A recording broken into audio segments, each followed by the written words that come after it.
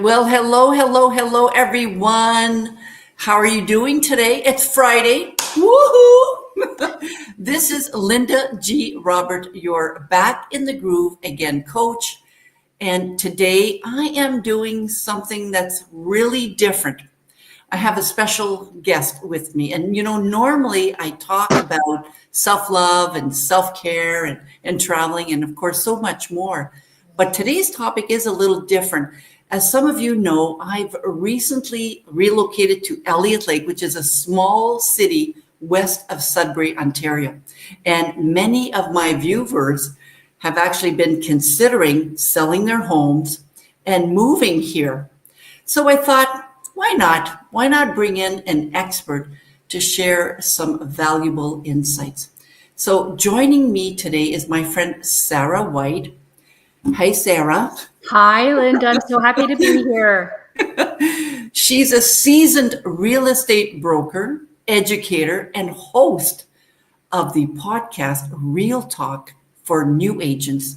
What they didn't teach you in real estate school, and we're going to talk about that, Sara. Since 2009, Sara has been a top producer agent in Southern Georgian Bay, earning numerous awards for her success. And with a passion for helping buyers, sellers, and investors achieve their real estate goals, she brings a wealth of expertise and real-world experience to the table. Welcome. That was an amazing introduction. Thank you, Linda. You're welcome. And we're going to pick your brain, Sara. We're going to pick your brain. Go ahead. I'm ready. I love talking anything real estate. So hopefully I have some tidbits for your clients. I'm sure you will. I need to know, how did you get into real estate? Like, how did that all start? Oh, it's a journey. So I started when I was 18 years old. I went to work for Remax in Toronto as a receptionist.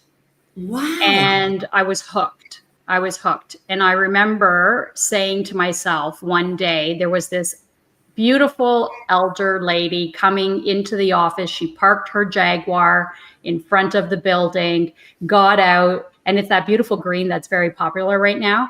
And she got out and into the office she went, and I looked and I said, one day that's going to be me. Yeah. When I bought my first Mercedes, I thought I hit the jackpot. And then throughout the years, I stayed in the industry. I did get my license in 1992. So I was only 21 years old. Goodness. And working in Toronto at that time, oh my goodness, it was so difficult because remember, we didn't have computers. We didn't have the internet. We had no cell phones, and people were calling us based on a 2-line ad in the Toronto Star and saying, I want to see that house you listed. And you were getting in cars because back then you were driving people to and from showings. Right. And it became a little dangerous. So when I went to a couple of showings and I was, somebody started stroking my hair, putting their hand on my lap, I just said, I'm out, not worth the money at this point. So I revisited real estate when I came to Collingwood in 2009, and my kids were going to school full time. And I thought, well, where am I going to go with my career now? And I redid my license, and here I am today, 16 years later almost. April is 16 years. So have you worked in any other fields at all? I have. So I have been an entrepreneur my whole life, except I did a small stint of 4 years with American Express. So I ran a computer business back when building computers and, everyone getting custom made PCs. I did that for a few years. I worked for American Express for 4 years. And then when I had enough of the corporate world, I decided that I was going to buy a paint your own pottery shop. Oh. And I knew nothing about anything to do with pottery and thought, I love to paint. I'm artistic. I'm tired of the corporate world. I just want to do something different. And I literally quit my job and bought this studio within 30 days and did that for 4 more years. So I have a lot of business experience behind me, which has really helped with real estate for sure. Yeah. Okay, so let's talk about real estate. I've had two homes and I've sold both of them. And one of them was in Hanmer, all right, near Okay. Sudbury. The other one was in Rockland, very small town, Rockland. So I'm living in a small town here, right? And I mentioned in my introduction that some viewers do move here. Some probably rent where they're living, currently living, and they rent here. But I know some of them are also selling to move here for Yeah. whatever reason, downsizing. How long, let me rephrase that. How long does somebody need to think before they actually put the sign for sale on? How long do they need to think about it before they put the sign on? You know what I mean? Yeah, that's a great question. I mean, some people have 5-year plans and they know that in the next 5 years, the kids are going to graduate high school. We're Right. going to downsize, and this is our plan. So they start early in the process. And then there are others that life events take over. So Right. they may, have a divorce happen and they're like, I need this house sold immediately Right. because I need that money to move and buy my next place and get on with my life. So it just really depends on the individual circumstance. I mean, I've had people who are like, I want to be on the market yesterday. And we go to town and start doing all the things we need to do to get it on the market. You can get it on the market within a week or two, depending again on the condition of the home and anything, whatever you need to get done before you list it. Because remember, you have one opportunity to make a first impression. Yeah. So you really want to get it right. And unfortunately, sometimes you'll see people put the sign on the lawn, just call a couple of people, whoever gives them the best deal, they put the sign on the lawn, and the house is really not ready for that. You lose money, you leave money on the table. So It's important to sit back, think about what you're doing, take a really good look at your house, figure out what needs to be done. I mean, people can call me in to have a consultation, and I can give them all the advice for free before they go ahead and list their property. So it's important. I mean, your timeline could be anywhere, and we're here to help no matter if it's 5 months, 5 years, or 5 minutes. Wow, that is so good to know. Because with my experience, the very first time I tried to sell my house, not the one in Hanmer, the one in Clarence, Rockland, I showed it, I staged it. After 3 offers, it did not sell. Okay, it did Wow. not sell. Long story, I won't get into it, but it didn't sell. And then I thought, I'm not going to sell it. I'm not going to sell it. So didn't do anything until 21. So I think the first time I tried to sell it was in 18. Yeah, it was in 18. So in 2021, I sold it and I didn't do anything at that time. I think it was COVID probably had something to do with it too. So I know that some people spend a lot of time getting their house ready, whatever that means. So what does it mean to get their house ready? And I'm not just talking about the staging part of it. Okay. So what does it mean to get their house ready? That's a lot of things. Okay. So let's just take it to the step where you've got your sign on the lawn. And people are driving by and they see the sign. They say the house is, a house is for sale, and they turn and they look at the house. What do they see? Right? Curb appeal is very, very important. Many people who want to buy a house want curb appeal. Or they think of it as, oh, maybe that house is a really good deal because look at the condition of it. And they start to think lowering price points because of the condition of the outside. So the outside is very important. So if you know in the winter that you want to sell, come spring, you need to take care of the things that you need to take care of, right? That shingle that's coming off, your siding needs to be fixed. You want to clean everything up, your garden beds, but pay attention to the front of the house because that's what people see first. Right.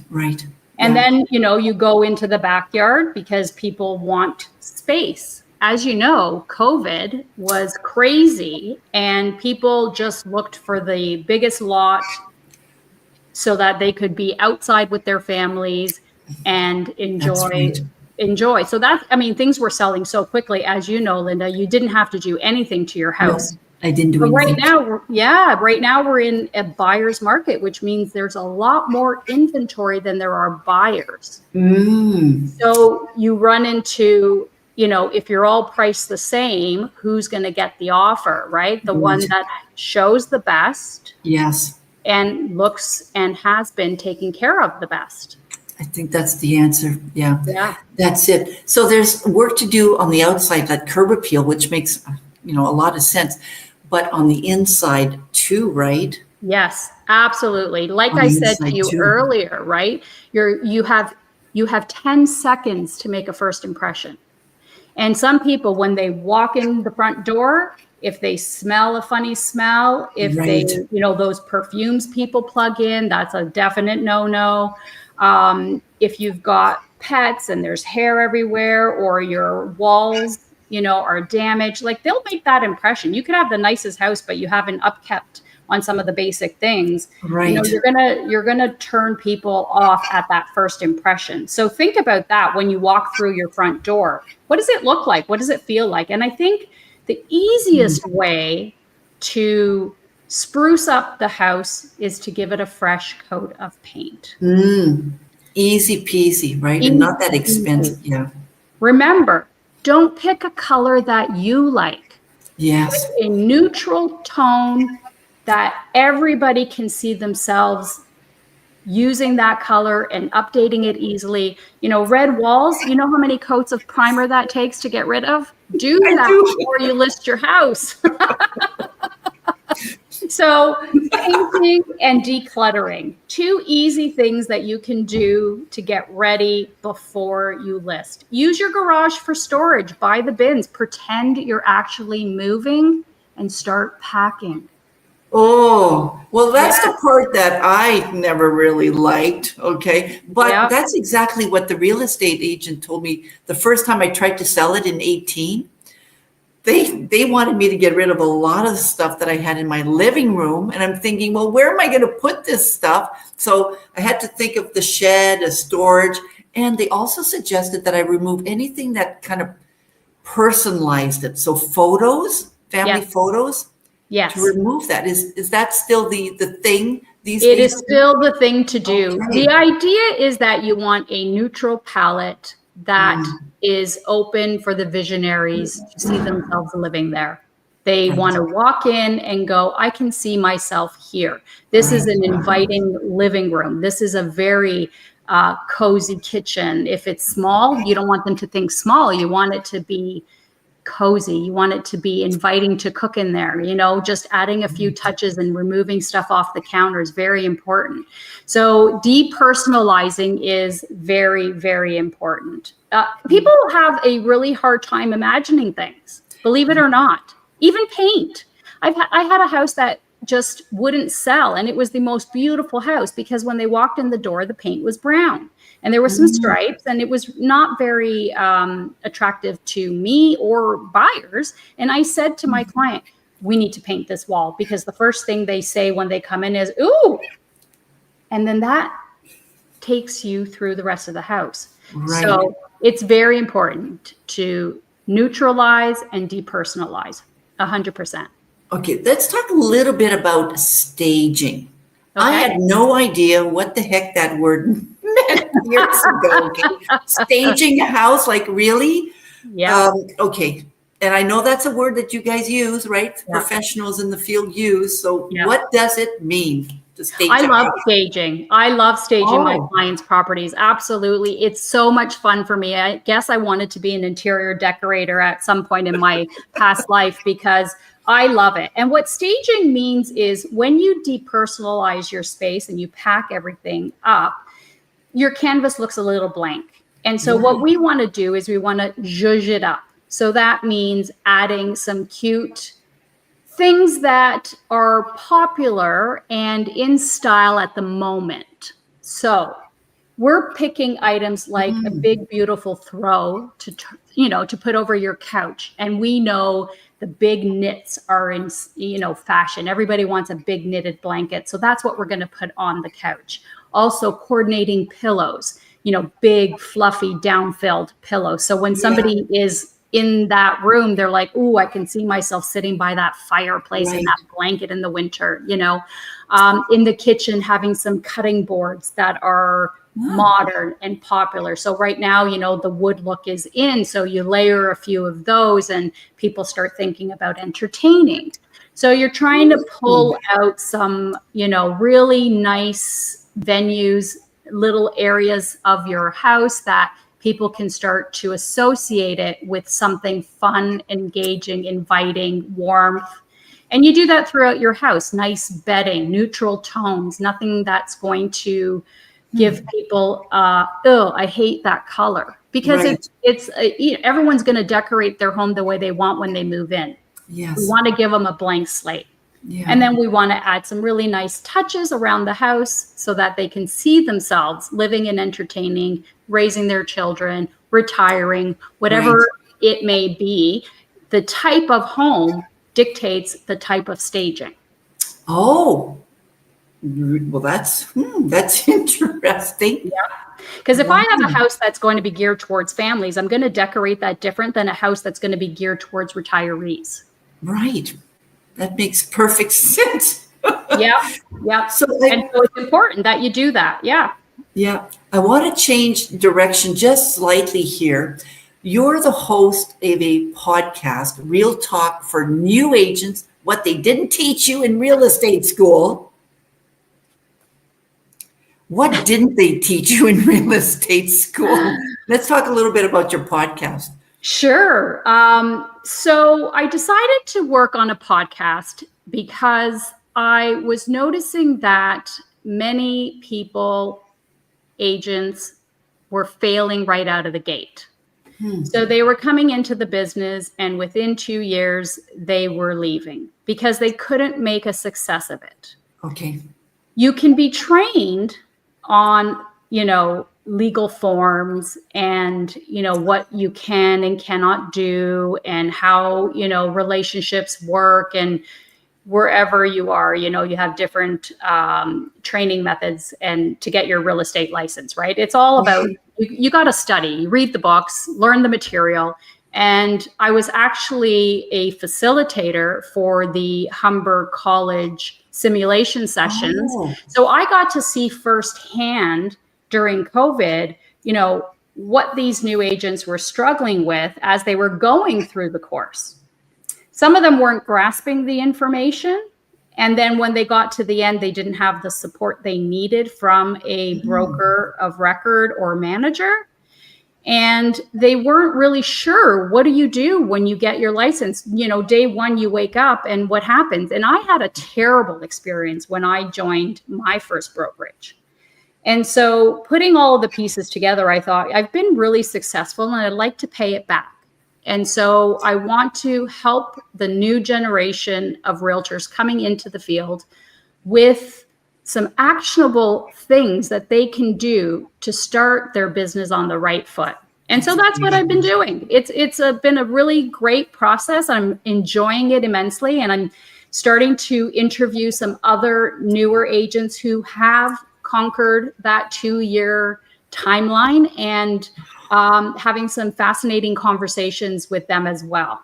Interesting. And I could see the importance of learning things that they don't really learn in school, and that and selling, the relationship that they have to build with their clients or potential clients, I imagine that's so important, right? So can we tie that in, what you're trying to do on the podcast and the relationship that they need to build with their potential clients in order to help them sell their house? How important is that part? Well, trust is a huge factor. When you're dealing with selling somebody's property, you're more than likely dealing with the highest asset they own. right? This is probably all the money that they have, and it's in this house. And they need to get as much out of it as they possibly can. And so they're entrusting you, the realtor, to be, on top of your game, and they need to trust you. And so when you start out in the business, one of the first things I tell them to do is create a CRM, which is a customer relationship management tool. And you can just use the one your office gives you, because they all do that now with a website, and start building the list of the people that you already know.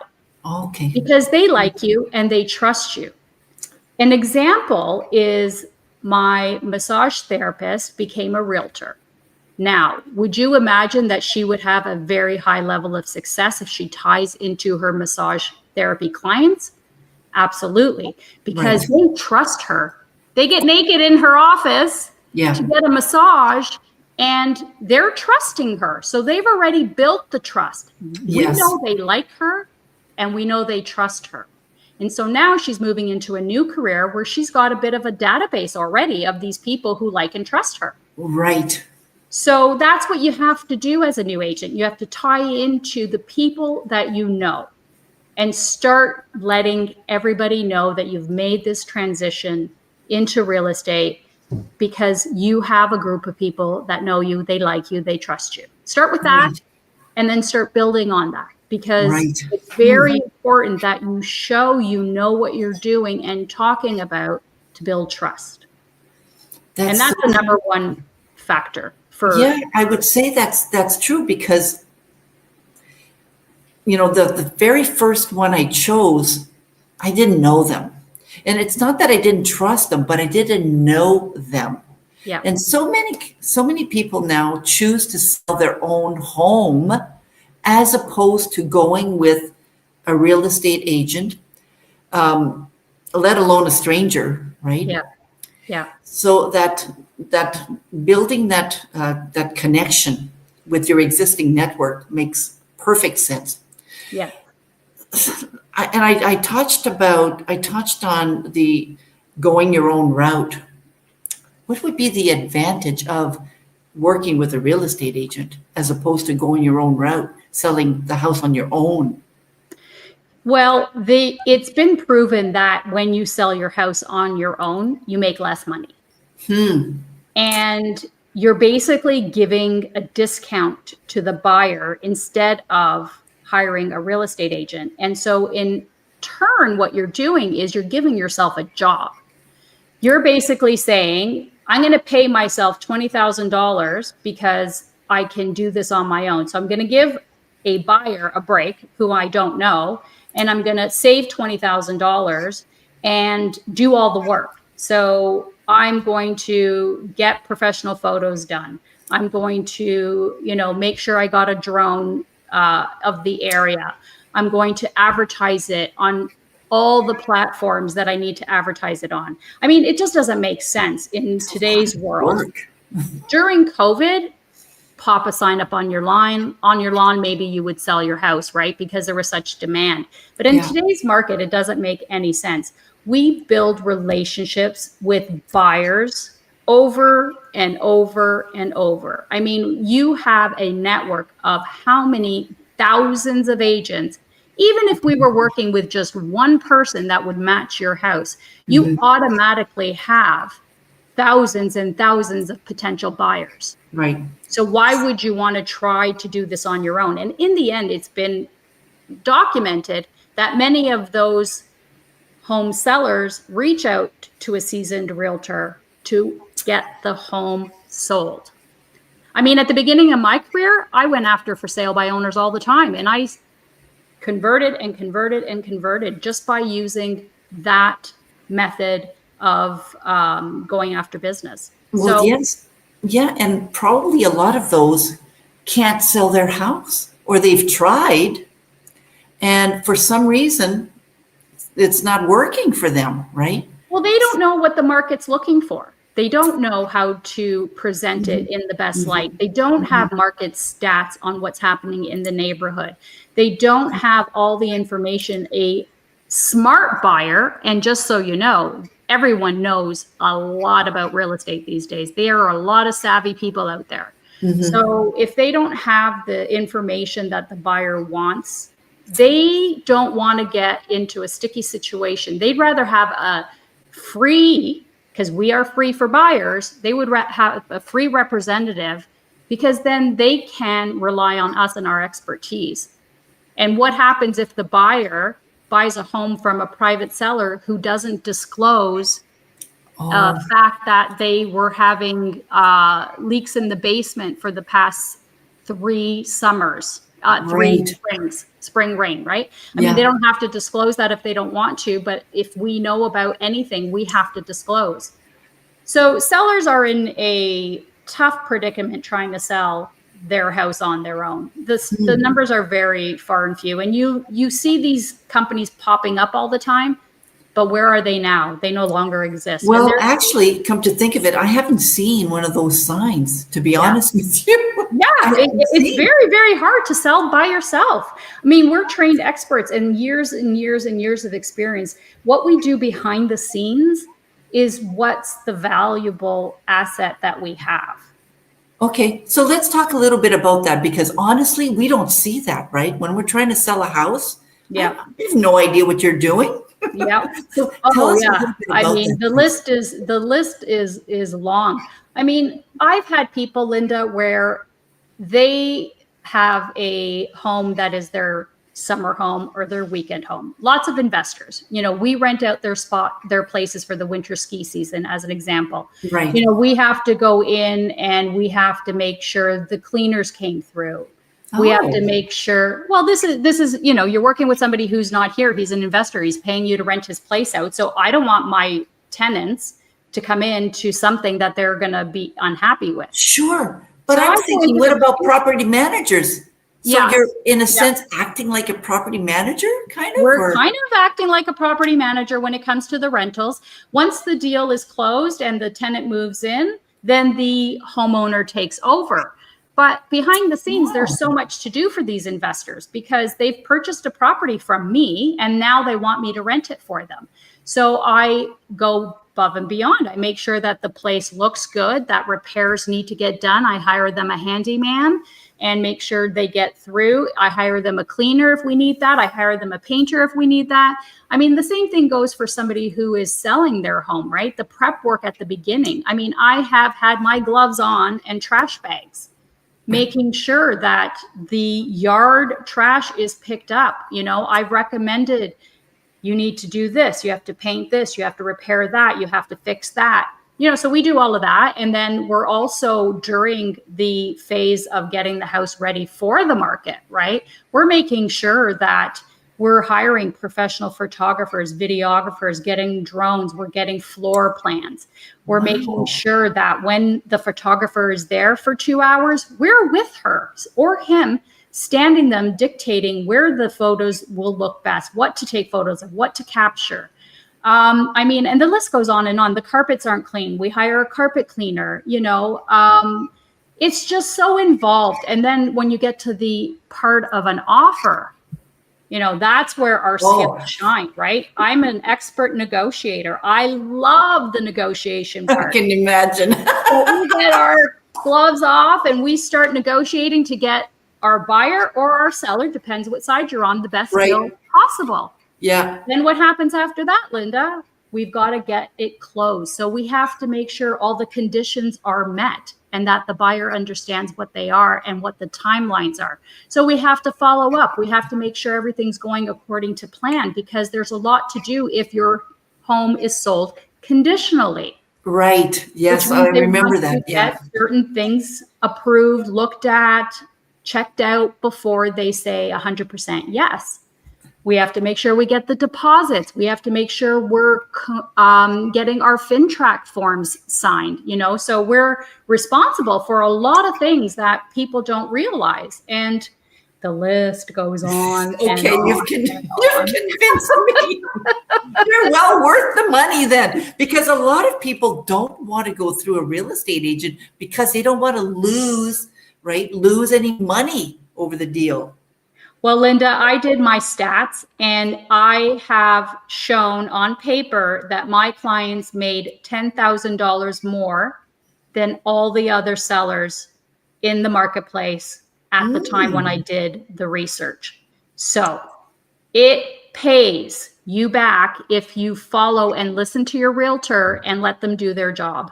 Right. Let them do their job. I think that's a good Yeah. good way to, go near the Yeah. the end of our conversation. I just want to know before we do end, how do people find out more about you, about your podcast?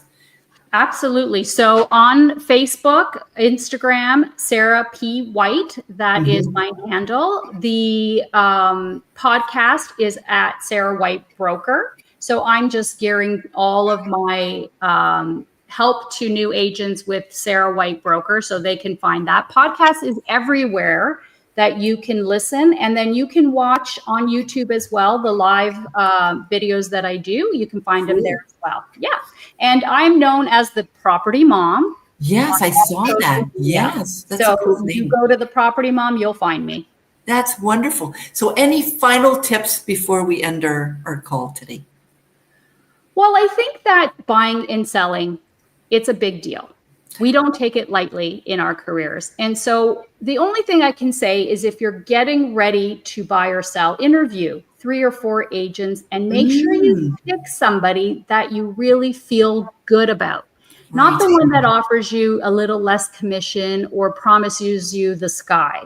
Get stats, get questions out, ask the appropriate things that you need to know, and pick somebody that you think is going to get the job done the right way. Right. Yeah, that's a great tip. Yeah. All right. Well, thank you again. Thank you, Linda. Again. You're welcome. It was a pleasure. Yes, it's been great chatting with you, and I hope your viewers got some really good information out of it.